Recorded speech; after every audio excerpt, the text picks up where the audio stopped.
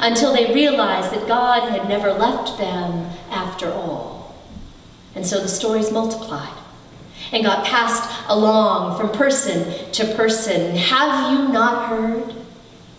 Some of those stories were even written down so God's people could revisit them in every generation. And some of the stories got second lives, reclaimed and repurposed along the way. So when the leaders of the civil rights movement asked, "What has God done in your life?" Black and brown freedom riders looked around at segregated houses, buses, lunch counters, and fountains, at sisters and brothers living under the tyranny of state-sponsored racism.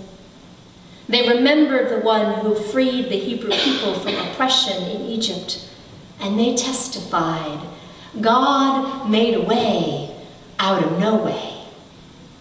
And so the Exodus story became a distinctly African-American story, an age-old promise sung to a brand new tune. Like Isaiah before them, they looked to the past to find hope for the future. Beloved in Christ, we can do that too. In the end, it takes all of us bearing witness, comparing notes, inspired and skeptical, despairing and hopeful. If you don't have a story to tell today, if you are at risk of being consumed by your own distress or distraction, then I will share mine.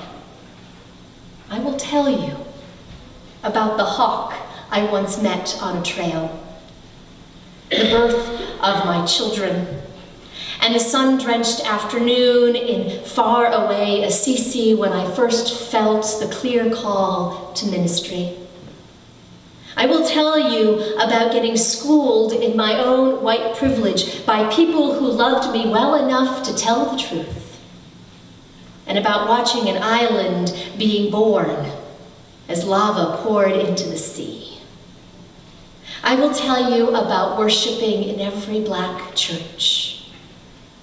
I will tell you how each of these feels like God's fingerprints on my life, how they have stretched and inspired and fed my soul, how they have broken me open and stitched me back together again. And when I cannot see past my own toil and troubles, I ask you to remind me, as Isaiah reminded those Israelites. So pull up a chair and tell me one more time what God has done in your life. How or when you found love or hope or courage enough. How God has surprised you or blessed or saved your life. Remind one another that we belong to God who created the stars and the grasshoppers, the eagles and the bats. Tell your story. Tell it vivid. Tell it plain. Tell your joy and your sorrow. Tell it even if it's incomplete. Perhaps we all have something to add. Together, all those stories, testimonies about the things God has done add up to this, that God does not grow weary, that God does keep showing up full of love and grace to free us from captivity again and again. It's true. We have no way of knowing what God will do next. But together we can proclaim what God has done already. Surely that is enough to trust that God will continue to show up, leading us, surprising us, making a way over and over and over again. In the words of the prophet Isaiah, do you not know? Have you not heard? The Lord is God from on old, creator of the earth from end to end. God never grows faint or weary.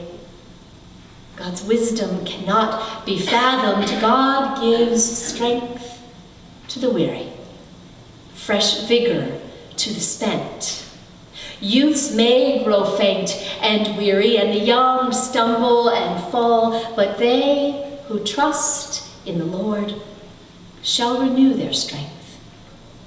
They shall mount up with wings like eagles. They shall run and not grow weary. You shall march and not grow faint. Thanks be to God.